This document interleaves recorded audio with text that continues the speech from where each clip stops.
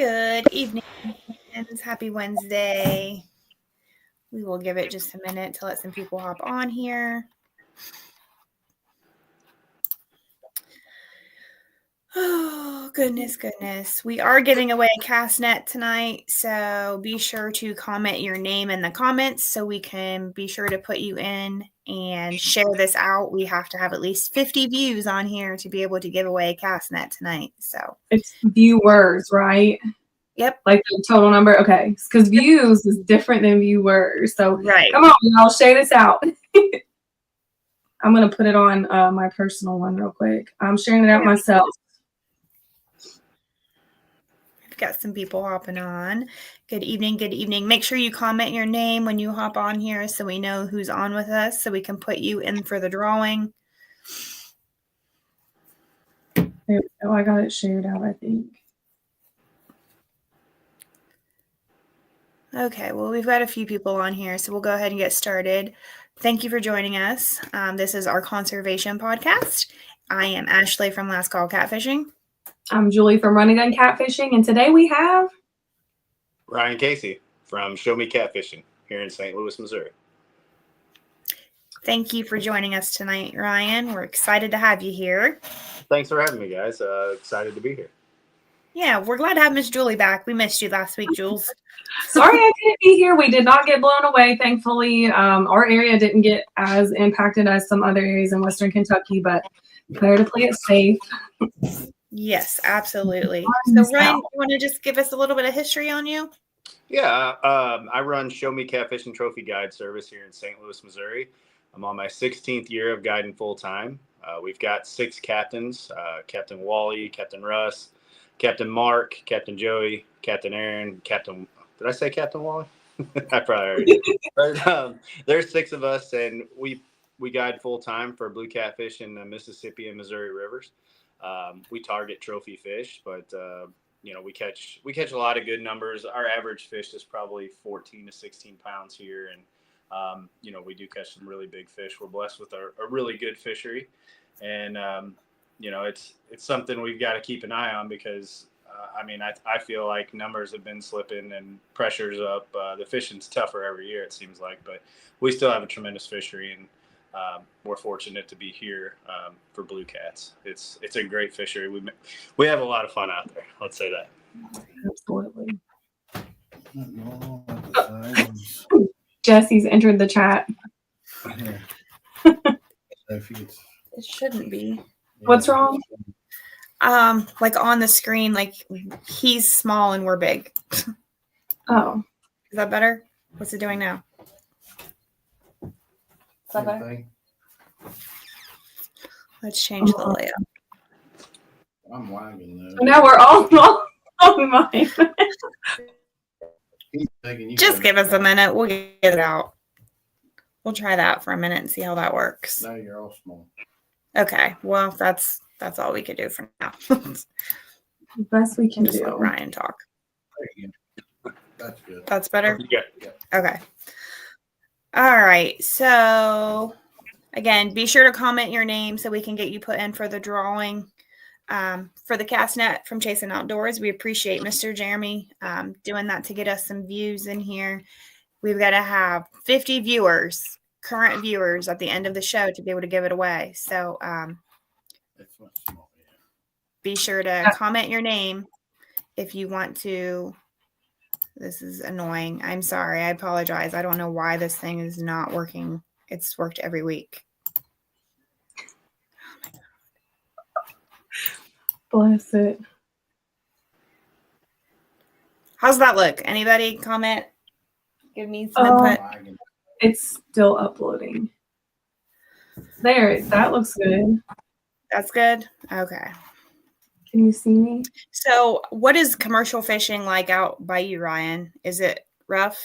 We've always had a little bit of commercial fishing.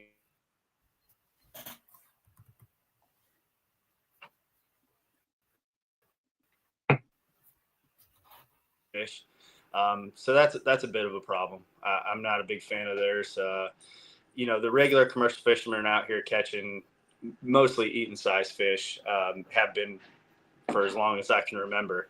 They're just selling meat fish to local markets and things like that. The commercial guys can fish for the pay lakes. They're a little bit of a different animal, and they're getting a lot better at what they do, electronics wise, and just being able to follow the big fish movement. So we've been seeing quite a few of those guys actually fishing the areas when we're hitting our big fish. We see them in our area, so they're pretty dialed in on it. It is a bit of a problem. They're a group I don't care much for. So I think something needs to be done to be a little more proactive instead of reactive from the conservation. Missouri, Illinois, but the problem is in our area, Illinois is kind of the problem. They don't ever seem to want to get on board with any catfish management. Missouri, they're a lot better. I mean, they don't allow commercial fishing at all for catfish on the Missouri River. They've installed a lot of different slot limits in the lakes and things like that to help protect the blue cat and flathead. But for some reason, they just don't want to go against Illinois with cooperative on the Mississippi, and they're really kind of, I guess they feel like they're handcuffed or something. But something needs to be done, and Missouri, for whatever reason, just won't go along unless Illinois does. And I don't think with the commercial fishermen in the higher ups in the department in Illinois is going to let it happen. So it seems, nothing to be done at the moment. But yeah, has it been that way for a while? I would say yes. I mean, in Illinois, yes. I mean, they have quite a bit of lobbyists and things like that for commercial fishing in Illinois. A lot of influence, especially with the Great Lakes and just Illinois. Actually, some of their fisheries people and biologists. One of them for sure is ex commercial fisherman and pretty high up. So they're not going to. I don't think they're going to do anything for a while. So I hope Missouri just sits back with them and starts doing something on their own, because we need it. Those guys, like I said, they're very effective and they can hurt a fishery pretty bad in a hurry. Mm-hmm. Yeah. Do you see a lot of the pay lakes out there, or are they bringing them back this way? No, they don't do that. What they do is they catch them here, and then they'll put them in a holding pond. Usually a buddy of theirs or somebody they know, or one of them, they'll have a holding pond. They'll put the fish in there, and then they'll collect them. They'll net them out and put them into one of those live fish trucks that you see. And most of the pay lakes are in Ohio, Kentucky, Indiana, but they ship them over there. I mean, all it would take for Missouri is a no transportation of live fish across state lines in a 34-inch rule. That would pretty much take care of it. Yeah, that's what we keep saying for here. If they would just put some restrictions on the pay lakes, it would help tremendously. Yeah. We don't have any restrictions. I don't know how those things are allowed to operate with the wanton waste. I mean, just take the dead fish out and throw them in a dumpster. Nobody gets to eat them. It's really sad. Trophy fish from a public resource like that for private gain. I don't get it. We release everything over 10 pounds. If people want to keep some small fish, but we don't clean fish for people. We're trying to promote a trophy fishery here in the St. Louis area on the Mississippi, and it seems like most of the other guides in the area have followed suit. So, keep the smaller fish, the big breeders, keep them out there, and they'll keep making the little ones to, for table fare. Mm-hmm. The practice called selective harvest, and it's worked for us. And like I said, I think this is my 16th year doing this full time, and it's the way I've been doing it since I started. So you said you used to tournament fish, right? But you don't anymore. Every great once in a while, somebody will talk me into doing a tournament with them. Did you do like King Cat or the MRM? Like what trails did you follow? I fished some King Cat. I fished. There used to be one here called the Riverbend Twisted Cats back in the day when Lyle. I fished a few of Alex's as well. I fished the Bass Pro tournaments back in the day with Ken Freeman. I think I fished the Mega Bucks. I fished. Oh dang it! What was the one that Brian and Coy had? The slip of my mind. Brian St. Alma and Coy Sneed. What did they have? Catmaster. Somebody's gonna know. Okay, I was gonna say somebody in the chat's gonna know. Yeah, slipping my mind for a minute. But I fished quite a few. All over. I fished Monsters on the Ohio. We were fortunate enough to take second in that the year we fished it, and it just had a lot of good times fishing tournaments. Made a lot of friends. Got to kind of catch up with everybody. They're fun to do, but once you fish kind of every day, for a living, tournaments are a lot of work. And anymore, if I get the time off, I don't have the fire in my belly like I used to go, try to crush a tournament. And I'm more there just to kind of have a little vacation and go catch some fish and have fun with my friends. I'm not as serious as I used to be on it, but I still like to win. So it's kind of a deal where, you got to be serious if you want to go out there and do well consistently, because tournaments are, like I said, they're a ton of work. I mean, you got to be out there pre-fishing, treat it like a job, and make sure you have good fresh bait. And it's a lot harder than I want to work anymore. I'm 48 now. I was fishing tournaments back when I was probably 30, in my 30s, and was a lot more of a go-getter back then. But I imagine that guiding's probably a lot of work too, just because of how much you have to do for the people in the boat, that you're taking out. I would imagine a lot of them aren't as well knowledged in catfishing to be able to kind of cast their own, and you kind of do all of that for them, right? For the most part. For the most part, yeah. I mean, we get a good mix of people. We have tournament fishermen that come out and want to learn a skill like bumping or drifting, or I've taken guides out from across the country. Just people who want to pick up a different skill set, or maybe lake guides or lake tournament anglers that want to come learn the river. So I mean, or you get the regular person who's never even catfished or fished in their life, just here on vacation, family wise, and want to do something fun. Take the kids fishing. So we get a good mix of people, and it's a difficult job, but it's the best job I've ever had. Rewarding, I'm sure. Yes. So, and this is all you've ever done, like for 16 years. This has been your primary source of work for 16 years. You said that's awesome. Mm-hmm. Living the dream, y'all. He's living the dream. Living the dream. There's a lot of days you don't want to go to work though. You don't feel like getting up.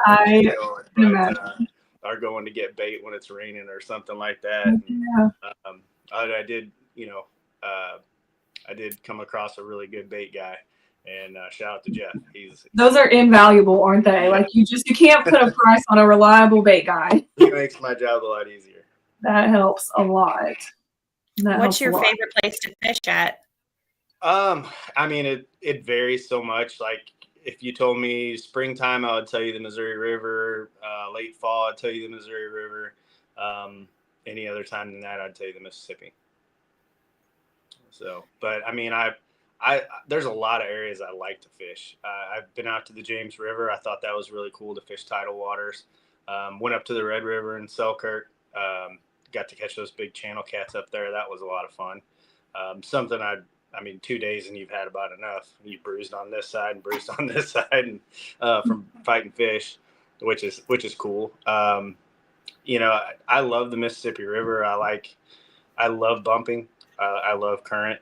I think it makes fish a little more predictable when you get on those big lakes like Wheeler, and I've done a lot of fishing. We made most of Monster Cats DVD, if you've all ever seen that, but we made a lot of that on Wheeler and Wilson. Those are great fisheries. I like fishing for blue cats. Wherever they swim, especially the big ones. I dig it. I love dragging. Drifting, not so much anymore. I could care less about drifting. It's so much work and you lose so much tackle. But when that's how they're wanting it, you got to do it. So, but bumping, spot locking, anchor fishing, all that stuff is some of my favorite in dragging. Bumping is a whole different ballgame. It is so fun once you get hooked up to one. It's so much different than just watching rods at the back. To feel that power when they take the rod, take the bait and take it down, and then getting it used to not trying to set the hook. I always used to just pond fish when I was growing up, you know, and once Charlie learned how to bump, he was teaching me, as soon as you feel that bite, I always want to pull up, but you got to just stop and reel down or you may lose your fish, which I always did lose them until, you know, I finally stopped myself from trying to pull. Yeah, I always tell my customers, you know, anytime I'm bumping and I get that bite, I always just stop and I make myself say, there he is. And if you just stop and say, there he is, it gives you enough time to start thinking. And what I do is, you know, I let them they're either going to do one of three things. They're going to, you know, start to pick up the slack and pull it down, and I'll just go down with them and sweep back. Or the other thing they're going to do is pick it up and just sit on it. And that one is, he's there and you know he is, but he's not pulling it tight. So that one, you're just going to start reeling until he gets tight and then sweep and then, you know, try to get the hooks in him real fast. And the other one, which I hate, is when they pick it up and come towards you. And that one, you better have a high speed reel and just start cranking. Yeah. Yeah. Oh goodness. Yeah, it's fun. It's fun once you get hooked up to a nice one on there. So we don't want me on there. There's a comment. The biggest thing I look at in this whole deal is that they are taking the breeder fish away and we're losing not just one fish. We're losing millions of fish, not just catch a big fish, but you're losing millions of fish to have babies so people can eat, and they're really killing the food source. So like when you tournament fish and you traveled all over, did you see commercial fishing like everywhere? Yeah, I mean, back in the day when we were like, were there areas that you feel it was worse at? Yeah, I mean, back before, I think they put a ban on nets in Wheeler and then they lifted it. But back in the day, you'd see, you know, James Reed from Paradise, and, you know, he was everywhere. I mean, that was back in 2007 and 8. You know, he was down there. We'd run into him. You know, if you go south down towards Chester, Cape on the Mississippi River, we would see quite a few of them down there. And yeah, I mean, it's been going on for quite some time now. And, you know, there's a lot of people out there that are like, well, it's the Mississippi River. It's huge. They'll never, you know, you can't hurt it and this and that. I mean, look at the Ohio River. I mean, they pretty much, they had to start fanning out and getting away from their pools on there because they decimated the bigger fish. I mean, we used to fish the Ohio back in, you know, 08, 09, you know, 2010, you know, we would smoke big fish on that river. Was full of big fish down there. It was slower current, deeper water. I mean, it was pretty easy to go down there, and every time you'd fish a tournament, you're going to get into something over 60 pounds, it felt like. And it's not the case like that anymore. I mean, there's still big fish in there. They're never going to catch them all, but they can darn sure hurt a population of big fish. And that's why I think they've spread out so much. And plus, these things are popping up like wildfire. I mean, there's hundreds of them now. So, I think, you know, it's not sustainable. Yeah. So it's something that needs, like I said, these conservation agents and departments need to get proactive instead of being reactive when it's too far gone. And then we're dealing with a long-lived fish that can live up to 35 years, as far as I know. I think that's the oldest one I've heard of. It's 35 years. You know, these fish might take 15, 20 years to get that big, you know, 50, 60, 70 pounds. So, you know, now we're looking at, you know, putting something in action that we're not going to see the benefits of until, you know, 10, 20 years down the road, you know, decades. So something needs to be done. That's my contention. I mean, I don't understand how it's legal in the first place. I could go on and on. I very much have a distaste for and disdain for those people, the pictures and I mean, a lot of the people who fish them, you know, I'm sure there's a lot of good people that just don't know any better, that haven't been shown that these things can be caught in the rivers, and they're you know, a lot more fun to go catch them when they're wild. And you know, but there's a lot of guys who know, and just, you know, you see these posts and everything, and it just makes you cringe. Yeah, Ashley's gonna start a trophy bass pay lake here soon. Sure. Yeah. That'll go over well. Yeah. She put a video out on that. I was like, girl, I just I mean, wonder why not? You know, how people would take it if we start saying we're going to have trophy anything else. We're going to go collect a trophy deer and start a high fence. We're going to collect trophy crappie and throw them in and stack them in a nice little pond, just maybe this, puddle. And, like, would that get any attention to fix that, make sure you net them out of public waterways too. So yeah, absolutely. That's the key. That's the key. Gets shut down. Yes. But I mean, the thing is you. I mean, it's really hard to grow these fish. In ponds and lakes and things like that. I mean, it takes a long time and a lot of food. So like farm raising a trophy blue cat is it's not economical. I mean, you'd have to feed that thing a ton to get them the size over the years. And I think there's other ways these guys can do it. I think I've had this conversation with Glenn and them from the ACA and all that. I mean, if they could just go into Ohio or Kentucky, would go in and tell these guys,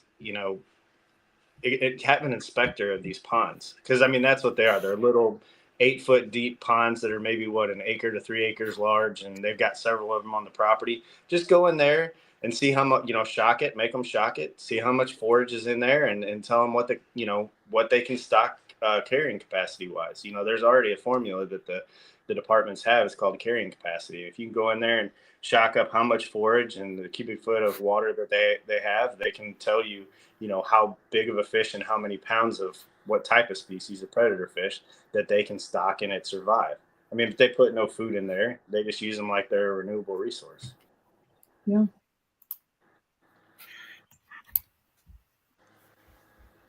So Jeremy says the Pay Lake owners are telling customers they get all of their fish from the Chesapeake Bay, James River, and these guys are buying this BS.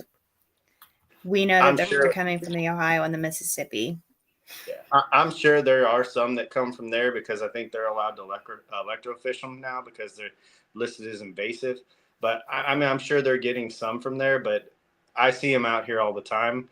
I have buddies that guide on the Ohio and in southern Missouri and all the way down to Vicksburg, Mississippi. We had a meeting, with one of the commissioners down there with Bill Dance and all them, and they're having the same issues down there. I mean, anywhere these big tournaments pop up, these guys seem to follow. And they're getting their fish from the Mississippi River, the Ohio, places like Wheeler Lake. Not all of them are coming from the invasive species like the Chesapeake Bay and the James River. I'm sure some of them are getting some of them there, but that's definitely not where they're getting all of them.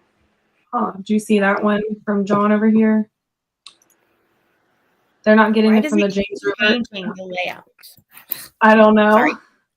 They're not getting them from the James River anymore. The Pay Lake people were buying them from the James River, but they were dying because they need the salt water. So that's interesting. Something I didn't really consider, but yeah, I hadn't heard that. I wouldn't think a blue cat would need salt water. I mean, they're freshwater fish. I know the James can get brackish at times with inflow, but I wouldn't think they would need salt water. Didn't Virginia, their governor, didn't they just do something with the law there though? Are they still considered invasive? That I don't know. I know they were just a short while back. If it's changed, I haven't heard it yet. But I think he shot down, vetoed or whatever the power is to the bill that they were trying to put into effect to consider them invasive and to take as many as you want kind of thing. I think he shot it down, the governor. Yeah, Justin and Jeremy are on here, so I'm pretty sure they can comment and give us the actual facts on that. But I know they vetoed it, whatever they were trying to pass. Oh, good. Yeah. Jeremy said, let's go to the zoo and go hunting. That was the best analogy I've seen. Yeah, that's about what it'd probably be like to fish a Pay Lake. Yeah. But so what's some memorable moments? I want to hear some stories you have, whether it's funny or just memorable. What's some experiences you have out on the river taking people out? I've got some good, some bad. I mean, I've got one that sticks in my mind, and we'll just call this guy John, and he is from Minnesota, and this guy, he came out, he had 2 days booked with me, he paid me in advance. And my dad came out and first made it for me for the first day. And, you know, he was a pretty big guy and came down, fished by himself. And he just right away started telling stories of all these other guides that he had fished with and bad mouthing every one of them. And I'm like, oh man, we're not off to a good start. And because you know he's gonna badmouth you too. But so he starts getting into this one story, and we're about halfway through the day, and he starts telling me this story about him fishing with Kurt Kirkland down in the Trinity River for alligator gar. And he's out fishing with Kurt, and you know you're out there, you don't get along with everyone. Some people just aren't your kind of people, and this guy was not my kind of people. But you know, you suck it up and you put on a smile and you go fishing. But he starts telling me this story about Kirk, and they're out on the Trinity, and Kirk asked him for his fishing license, and this guy's like, I don't have one. He's like, what do you mean? You got to have a fishing license, you know? And so he's like, no, I didn't get one. And he said that Kirk reeled up the rods and off the deal they went. And he said that Kirk had conservation sitting waiting at the ramp for him when he got back, and he dropped the dude off and peaced out. So I was like, wow, that's pretty crazy. But, you know, who knows what this guy did to Kirk, because I don't even know if the story's accurate. So, Kirk, if you're watching, I'm not dogging on you. But so I get to thinking, I'm like, well, do you have your fishing license for here? And because I didn't ask him to show it to me that morning. And he's like, no. And I'm like, what do you mean you don't? I was like, dude, you have to have a fishing license. So I get online and I get his card, and I'm like, okay, give me your number. And I get him a 1 day. It's cheaper to buy 2 1 days than a 3 day. And I was like, just go tonight and get a 1 day fishing license for tomorrow when you come back, you know? And so I buy his license, and next day my dad's like, no, I'm not going back out with that guy. He didn't want to first mate for me. So, and he likes to first mate because he's retired. He retired from guiding with me, and he just likes to be on the boat. So he's like, I'm not going with that dude. And so we get back out there, and I get set up in the first spot, and he tells these stories over and over again. And he starts telling me the Kirk Kirkland story again. And I'm like, John, did you get your fishing license last night? I mean, I even drew him a map from where he was staying on how to get there. He's like, no. And I'm like, I'm mad. I'm like, mad.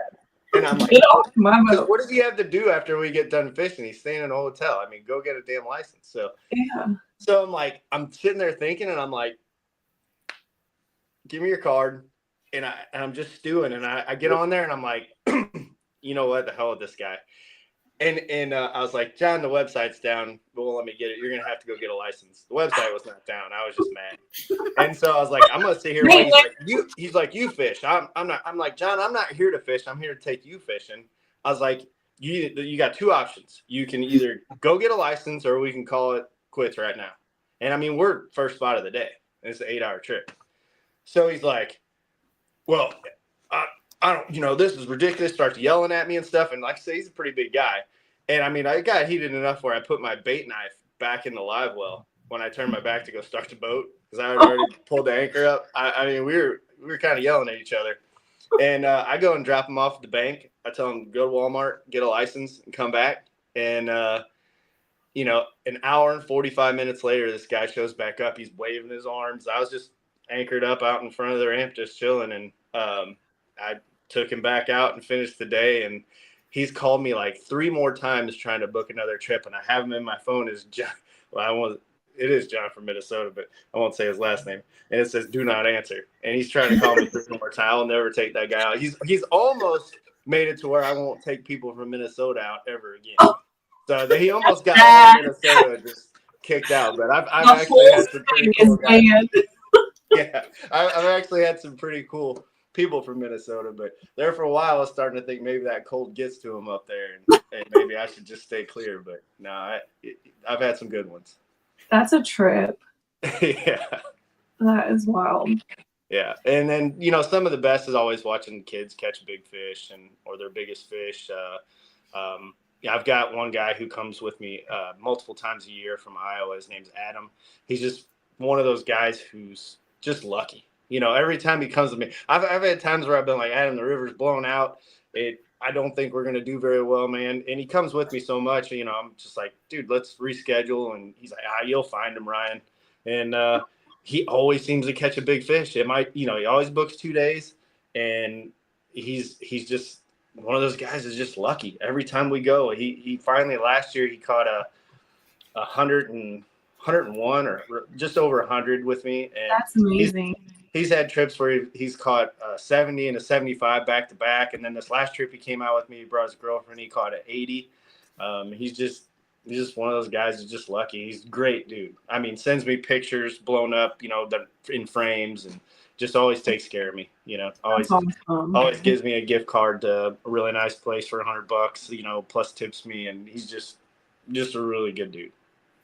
That's awesome. Yeah. So I've made a lot of good friends doing this, and just met a lot of really cool people. And you will too. I mean, there's just so many different people that you get to meet. That in and of itself is really cool, that you're meeting so many different people from so many different walks of life that come and want to fish with you. That's got to feel good, you know? And then again, it does until you have a day where you fall on your face with the fishing. Or until you meet a John from Minnesota. Oh yeah. I've been lucky. I've only had a few people that I really have bit my tongue and you know, like real close to just saying, let's go back to the ramp because this isn't worth it. But you know, and then one guy like wanted to try to fight me on the boat. He was drinking with his buddies, and I think I was getting on him a little bit about it, and he got mad. He was a pretty big guy. I wouldn't have wanted to fight him, but I was the captain, so I wasn't going to take any crap. Yeah. But yeah, I mean, other than that, most people who fish are really good people. But you know, after doing it 16 years, you're going to have a few bad eggs. Yeah, absolutely.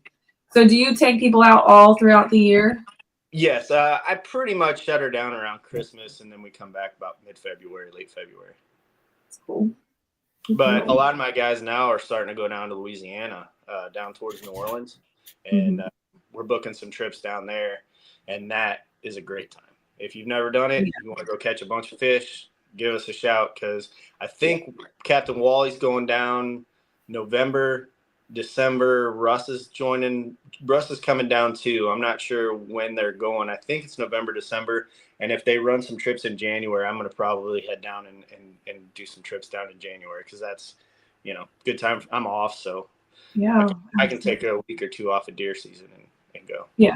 Yeah, we went to Louisiana once, and it was incredible. And we did go right after Thanksgiving, I think, and we only did the weekend, but I know next time we go, we're probably going to stay the full week. Louisiana it was an incredible time. Yeah, and I mean, it hasn't received the pressure yet. You know, that's one thing that a lot of people don't really consider is, like, this area has a lot of pressure now.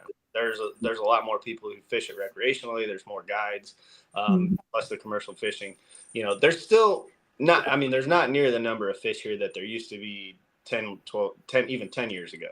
But I mean, we still have a great fishery because we have all the granaries and all of that. But if you think about it, I mean, these fish do learn. So when there's a new tactic, like when we started bumping out here, it was crazy. It was like taking candy from a baby. These fish hadn't seen it before, really, in this area, and it was easy to catch them. Now everybody bumps, and you have to do it better or perfect or darn near perfect most days to get them to go. I mean, there's always going to be days when they're just feeding, and you know, anybody can go out there and catch them, but you know, but fish learn. So I mean, you take the umbrella rig and bass fishing, or the A rig.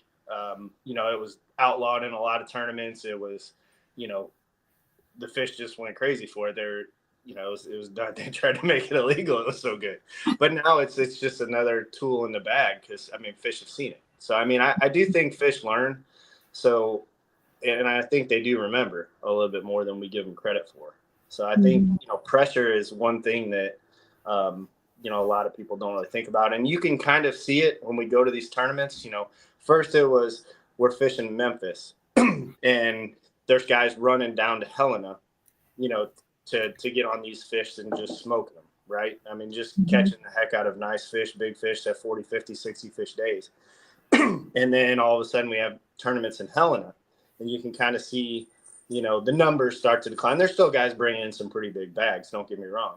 Mhm. It's a great fishery, but then guys are going from Helena, they're going down to Greenville or, Vicksburg almost. And then, that's tremendous. Then they're smoking them down there. And then all of a sudden we start having the Vicksburg tournaments and guys are running down, 90 miles south. So, Mhm. and then you got Venice or New Orleans, let's say.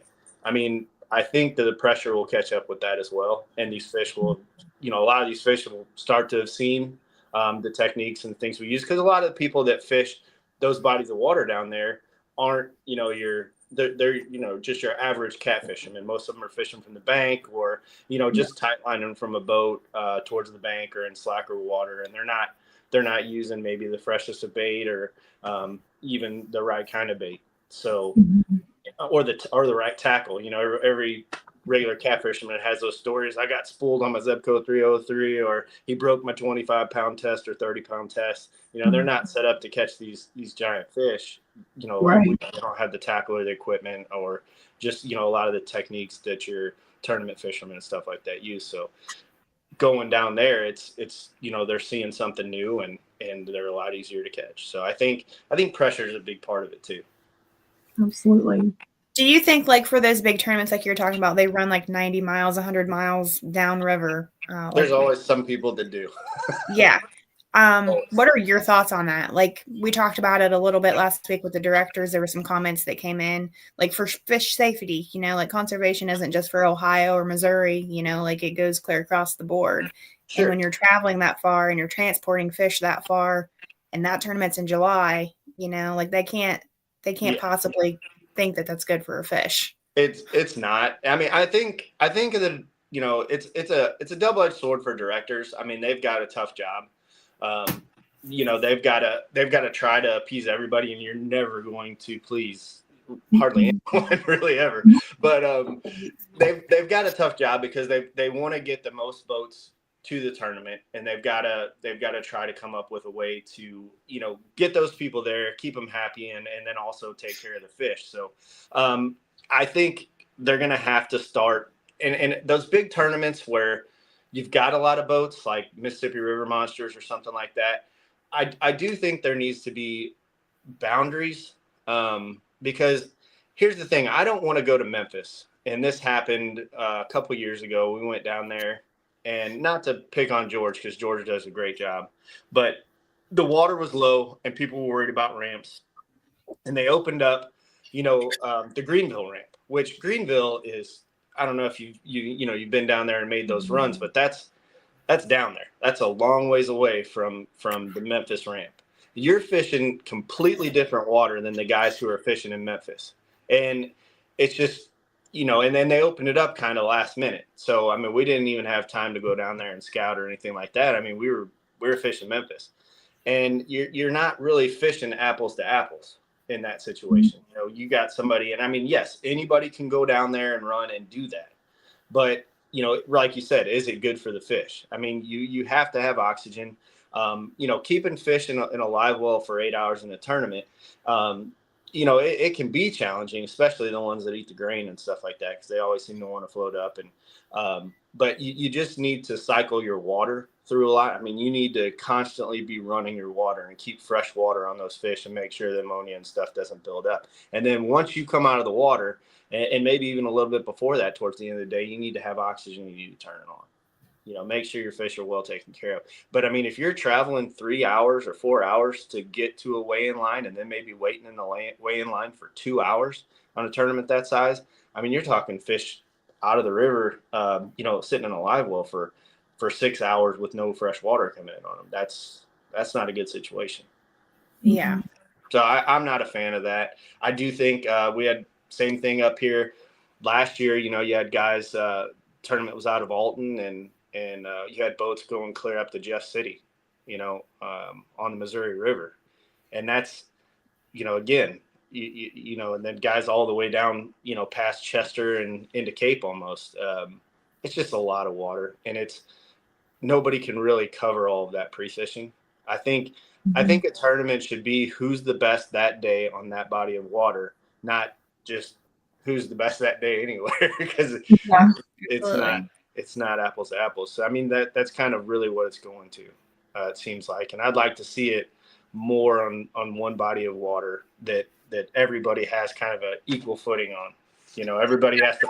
Point, if you got a bigger motor, you can go further. Well, these guys that run the smaller, older boats are just getting into tournaments. They don't really probably stand a chance unless they get one off lucky, because they can't run 3 hours down the river the same distance as someone with the 300s and bigger motors too. So it really still isn't who's better in that body of water. So that's a good point to bring up. Yeah, I mean, there's always going to be the guys with the bigger and the faster boats and all of that Yeah. stuff. But I've seen a lot of those guys get their hinds end handed to them by a guy in an 18-foot John boat. Yep. Casey Tudorow used to be a really good example of that. I mean, he's Yeah. beat a lot of guys out of a little bitty boat. I mean, now he's in a really nice sea arc, but that is something though that you can always find something in the fishing world, especially Yep. when we're good at it. Something to complain about or feel slighted about. But I just think that opening up these ramps that are 90, 100 miles away from where the tournament is I know nobody likes to have 5 or 10 people on their spot, or everybody confined to a small area because you feel like everybody's on top of you and all of that. But if you just open the river up to 100 miles, you can scout, or even 150 miles, you can scout that in a week for one of these big tournaments, and it's plenty of room for 200 boats. Mm-hmm.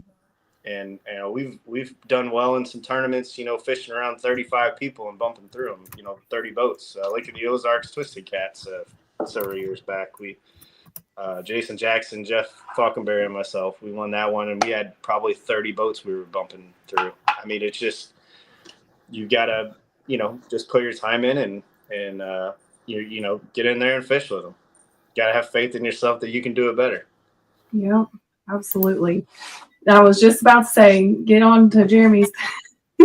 If it would just not change the screen every time I click on a comment.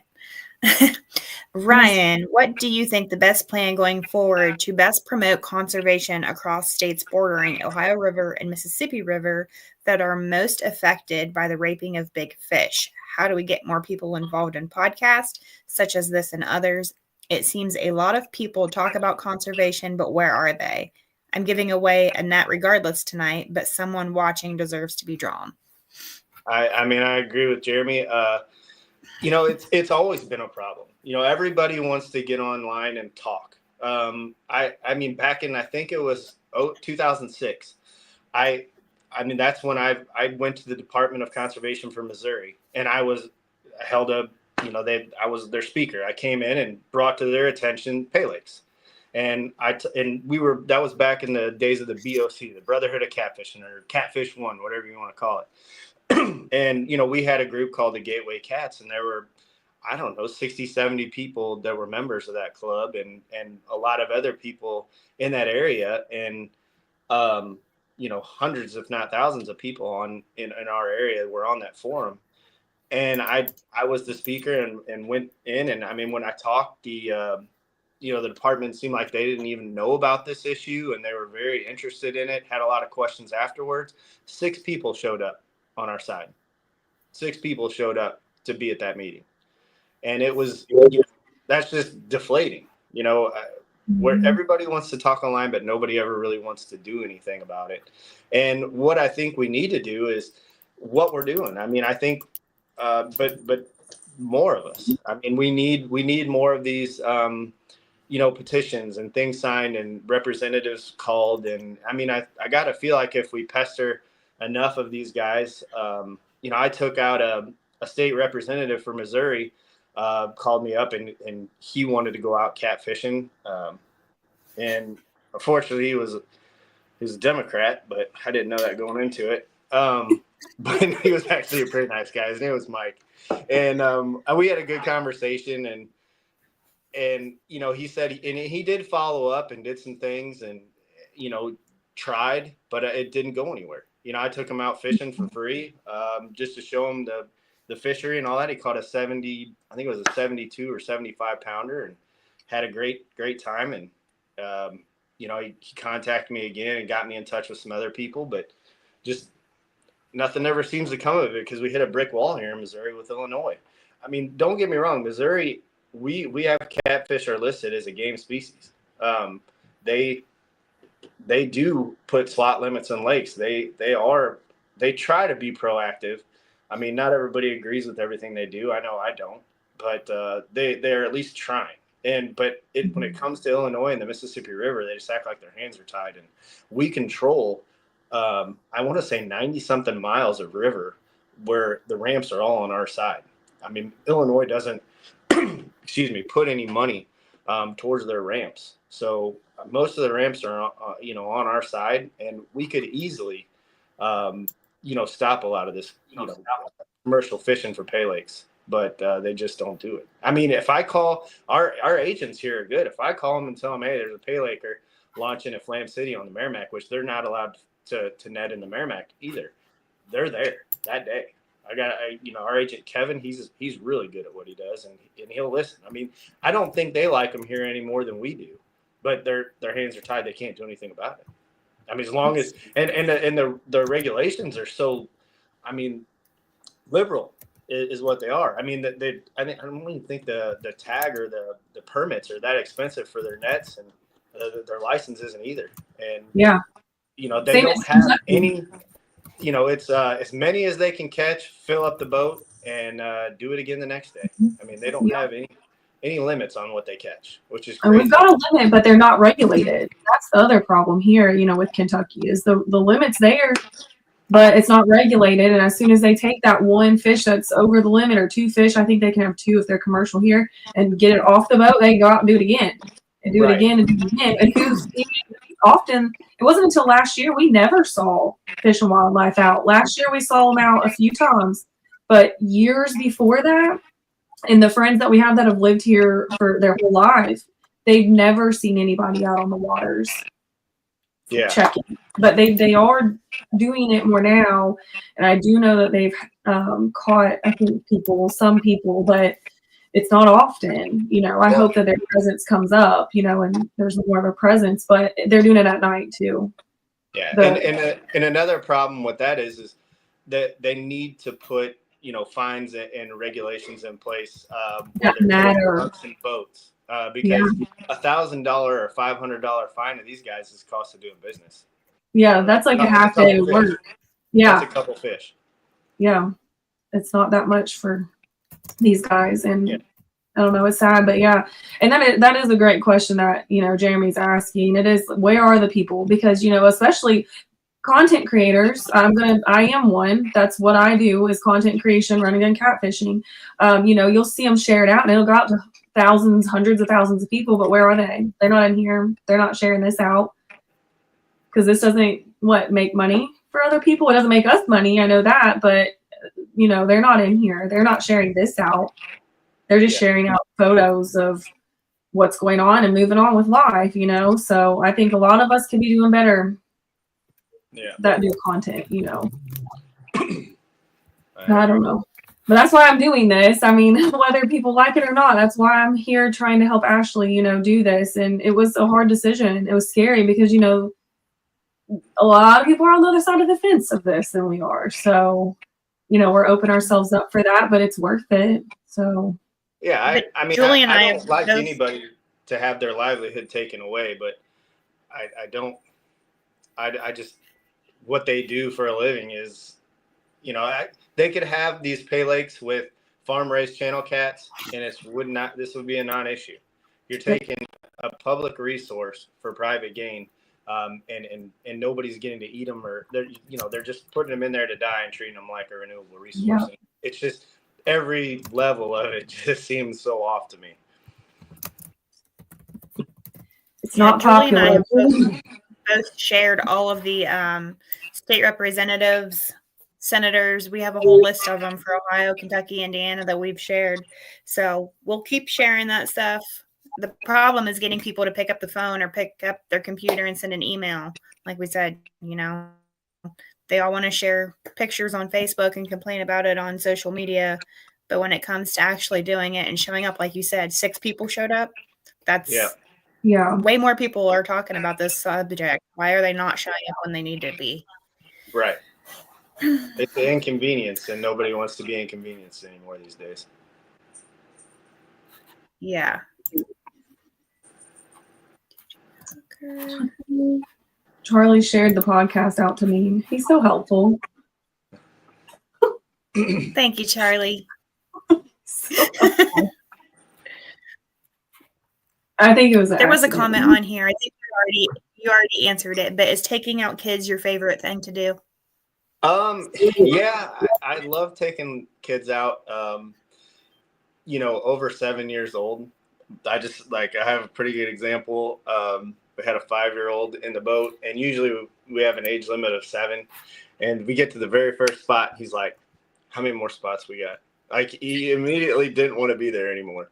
And the little kids, man, they're brutal. They'll let you know. Like, they're funny. I love taking them. I love giving them grief.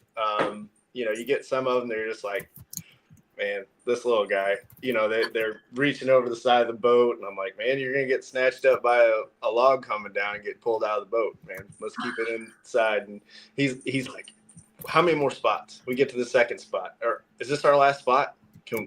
Are we going? And I'm like, I tell you what, you asked me how many more spots on this next one, and we're fishing 10 more spots.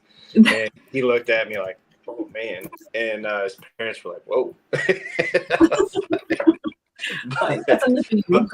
But no, I do. I love watching the little kids catch their fish, and we've done birthday parties and stuff like that. That's a kick. I really like when guys bring their girlfriends or wives, and they get to, they typically outfish the guys. Like, not because the guys are like letting them catch all the fish, but because like the women don't have any, they listen to the captain. Like, they reel down like they're supposed to. They listen to what you're telling them to do. The guy's over there missing 5 or 6 fish, and she's just reeling like you told her to, and she's catching all the fish and usually catches the big one. And I'm a person who likes to rub a little salt in the wound, so I'll let the guy know that he's getting stomped. Well, that makes it fun. Yeah, I mean, that's the idea. Is fishing is supposed to be fun, so we try to have as much fun out there as possible. Yeah. Charlie said he's at the hotel. You what? Go ahead. Go ahead, Julie. You're good. I was just saying, Charlie said he's at the hotel looking at St. Louis right now. Travel job. Do you ever get involved with any of the veterans fishing organizations out there? Do they do a lot of that? We've taken Wounded Warriors, and I really want to do Fishing for Freedom, but it's just it seems like every time I forget to, and I schedule trips on it. So like, one of these years I'm going to get in that one, because that seems like a really fun time up there in Quincy. Yeah, we were told about that at CatCon this year, and I looked it up, and that, like, it gave me chills just watching the video of that. Yeah, and we've been taking Hope Outdoors, which is a great it's a great deal. It's sick kids, all different types, and we'll get everybody involved in that. All the captains. We usually pick a Saturday in July or June, and we get all of them out. It's usually, I mean, they bring Randy Thornhill's the director of it. He brings usually like 10 families or something. I mean, it's a bunch of people, and we'll have like 7 or 8 boats there, and everybody will have 4 or 5 people in there and take them all out. It's a good time. That's awesome. Is that just really local to your area, or is that across several states? Hope Outdoors. It's across several states, but the one that he runs is down like around Warsaw, Missouri.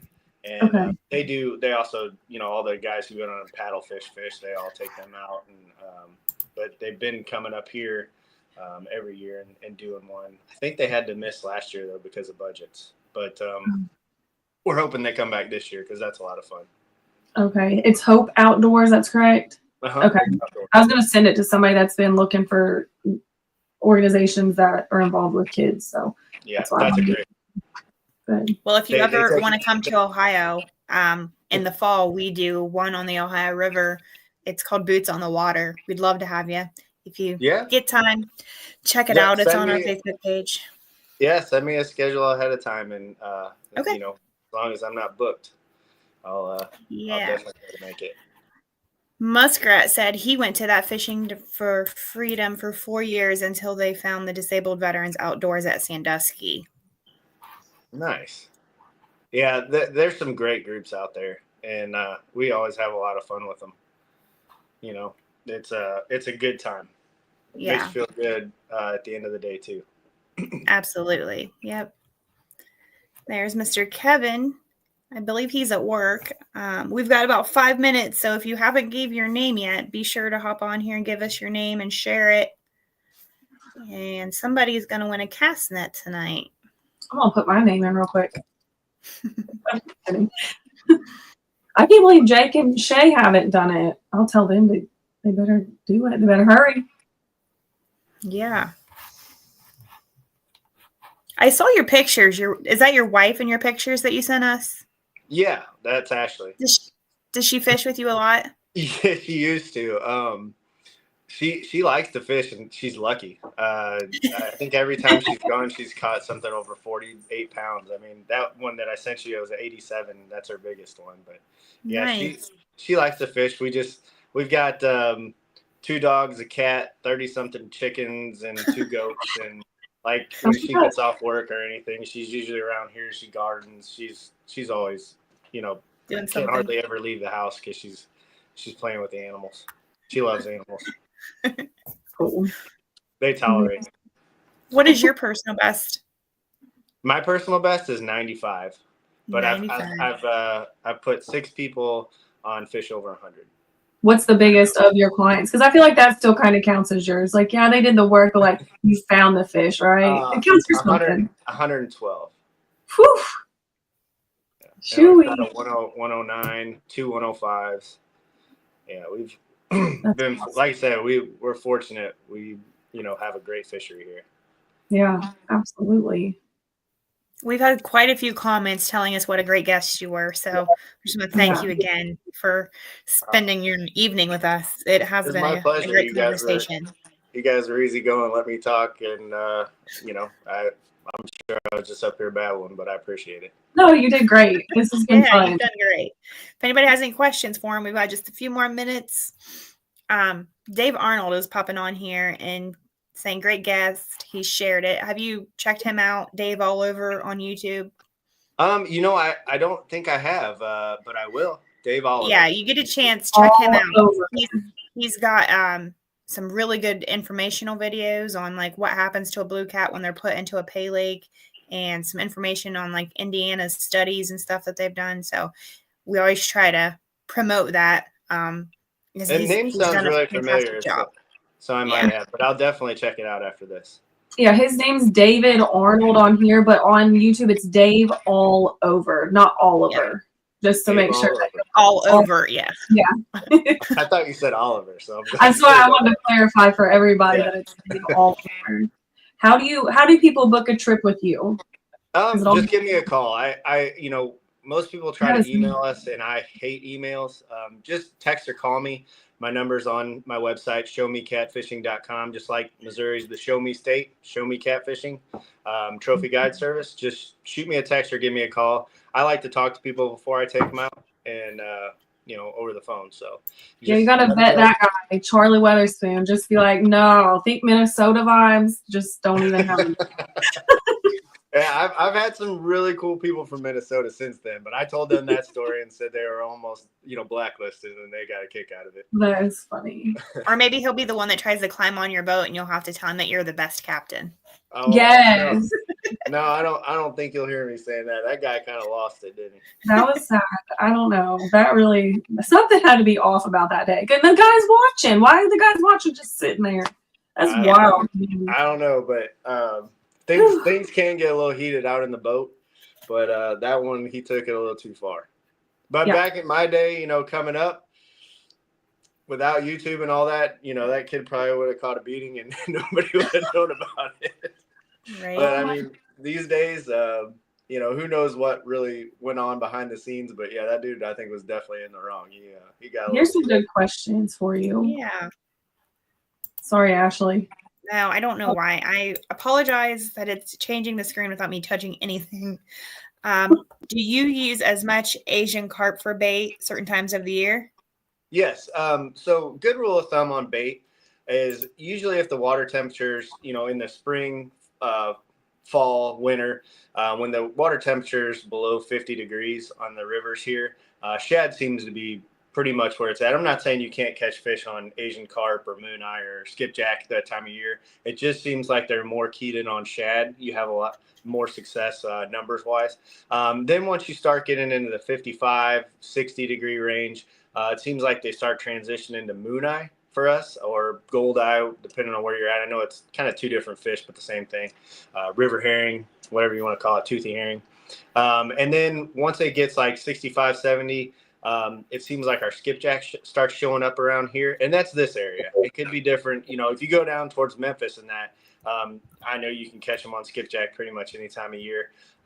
But up here, when the skipjack starts showing up towards the end of April, May, that's when we start transitioning over to more skipjack and moon eye. And then when the water temperature for me, it seems like when Asian carp gets the best is when the water temperature gets above 80, 85 degrees. And that's when we start having a lot more luck on Asian carp. And I mean, we'll use quillback, suckers if we can find them in the spring, common carp, black buffalo, things like that. We'll use a lot of that in the spring as well if we can get it. But your basics, if you just want to, short on time, just kind of want a general rule to go by. When the water temperature is 50 and below, shad, even right now it's 50, it was 58. We're still using shad and still catching fish on them. But then once we start getting into more of late April, early May, we just start transitioning to moon eye and then skipjack, and then skipjack for a while. And then, moon eye might come back in, and then you can start to catch some on shad or whatever. But then when it gets about 80, 85, it seems like we have a lot better luck on the Asian carp. Nice. Awesome. Dave asked, what happened, if anything, in Missouri after commercial fishing was banned? It was banned on the Missouri River and the Merrimack, a lot of places, rivers, but on the Mississippi, it's not. It's they can launch in Missouri and commercial fish the Mississippi River. They can even launch from Columbia Bottoms on the Missouri and go down to the Mississippi and commercial fish. They cannot be on the Missouri River with nets out, though. Do you see a decline with shad after all of the Asian carp? Yes. Yeah. It seemed like before, Asian carp really got rooted. I mean, shad, and then you could just steadily kind of see a decline. But I mean, it seems like lately, shad numbers are coming back in the river a little bit. Not what they used to be, but I mean, there's always shad out there. They just seem like they're a lot harder to find. They used to be pretty much all over, and it doesn't help that a lot of our coal plants and stuff that are on the river have shut down. Those warm water discharges this time of year are invaluable for finding bait, but it seems like they are more difficult to find. Yes. I heard somewhere one time that the Asian carp supposedly make up 75% of the biomass in the Mississippi River, which is crazy. That's wild. I saw a comment on one of the posts today that said that they should take the Asian carp and put them in the pay lakes because they get so big. Like, you're not doing anything with them but catching them. So why aren't we taking those? So there's so many of them. Liability for jumping out and hitting somebody in the head. Right. Yeah, let them snag them. It's pretty much the same thing as what they're doing. Yeah. I mean, why not? All right. Has everybody got their names put in that wants to be entered for the drawing? We are going to get ready here to give that away. I've got 2 more names to add. There went the party. What's that mean, Mr. Rich? Are you taking everybody that commented as well, or just people that put their name in? I did everybody that commented. You did? Cool. Okay. Yeah. It's not too late. You better even comment if you're a lurker. This is a really nice cast net, and I believe, Jeremy can correct me if I'm wrong, but I believe it comes with a warranty. So it's a really good deal. You're going to win it, and you get a warranty on it. So we appreciate all of our viewers that are popping in with us every week to support our mission for conservation and to get people like Ryan on here to share. You're good, Rob. You've left a comment. All right, I'm going to go ahead and share the screen and we'll get to drawing. Do not leave. Make sure that whoever's name pops up here, we'll get a hold of you and get that information so we can get it mailed out to you. But here we go. Let's see.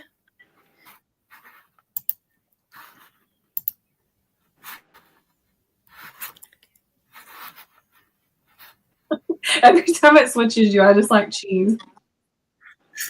Can you switch me back? Because I'm trying to get this. I don't even know how you do that, to be honest. Oh, I don't want to be the one. There we go. Yay. Why is it not shuffling? Oh, look, there it is.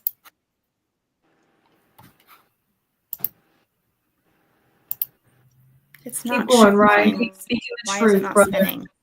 That's what Dave said.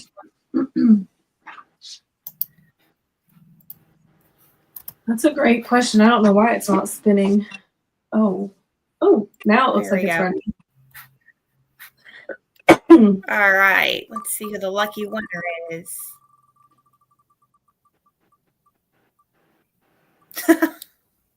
Let's spin that again.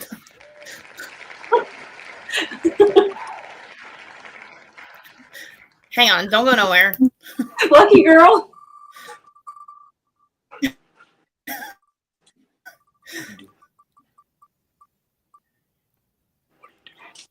Russell Lawson. Whoop, whoop. All right, so Mr. Russell, we will get a hold of you so we can get that cast net out to you. Again, we appreciate you all for staying on here with us and popping in every week. Ryan, again, thank you for sharing with us. If anybody has any suggestions, anybody you'd like to see come on here, get a hold of me or Julie. We're always open to having different new people on. So thanks, guys. Thank you all. Thanks, Ryan. I appreciate it. Yeah, you have a good night. You too. You too. Bye-bye.